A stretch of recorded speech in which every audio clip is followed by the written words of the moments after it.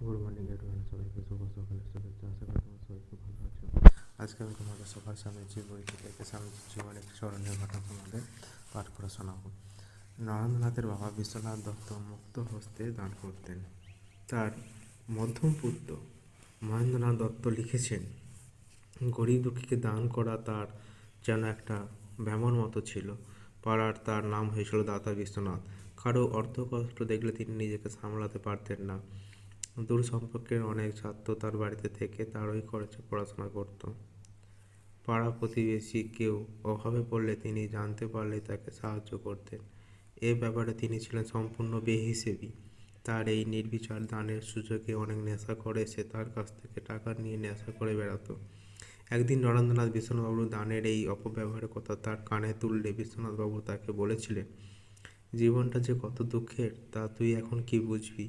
যখন বুঝতে পারবি তখন এ দুঃখের হাত থেকে ক্ষণিক নিস্তার লাভের জন্য যারা নেশা ভাঙ করে তাদের পর্যন্ত দয়ার চোখে দেখবি। বাবার এই উপদেশ পূর্ণতর রূপ নরেন্দ্রনাথ দেখেছিলেন শ্রীরামকৃষ্ণের জীবন ও বাণীর মধ্যে।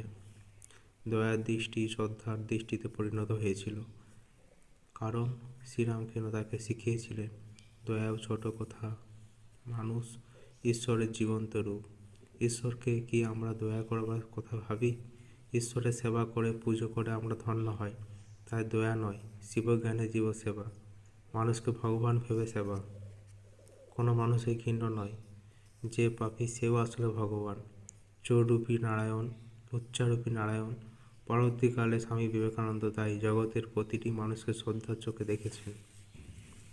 যে অধঃপতিত তাকেও বলতেন God the weak, God the sinner, দুর্জন পাপী সকলের ভগবান। আর বলতেন, যদি একজনের মনে এ সংসার নরকুণ্ডের মধ্যে একদিনও একটু আনন্দ শান্তি দেওয়া যায়, সেইটুকুই সত্য। এই তো আজন্ম ভুগে দেখছি। নরেন্দ্রনাথ খুব সুন্দর গল্প করতে পারতেন। তার কথা এবং ব্যক্তিত্বের এমন আকর্ষণ ছিল যে তিনি গল্প আরম্ভ করলে সবাই সব কাজ ভুলে তার কথাই শুনত। স্কুলে ক্লাসের ফাঁকে একদিন তিনি গল্প করছেন। গল্প এত জমে গেছে যে শিক্ষক এসে পড়াতে শুরু করলেও সকলে পড়ার দিকে মন না দিয়ে তার কথাই শুনছে। কিছুক্ষণ পরে শিক্ষক ফিসফিস করে শব্দ শুনে ব্যাপারটা বুঝতে পারলেন। বিরক্ত হয়ে তিনি এক এক করে সবাইকে পরীক্ষা করলেন তিনি যা পড়াচ্ছিলেন তার তা শুনছে কিনা। কেউ উত্তর দিতে পারল না, কিন্তু নরেন্দ্রনাথের মন ছিল দুমুখো। গল্পের ফাঁকেও তিনি মনের একটা অংশ পড়ার দিকে রেখে দিতেন। তাই শিক্ষক যখন নরেন্দ্রকে পড়া জিজ্ঞাসা করলেন, নরেন্দ্র নির্ভুল উত্তর দিলেন। শিক্ষক তখন জিজ্ঞাসা করলেন, এতক্ষণ কে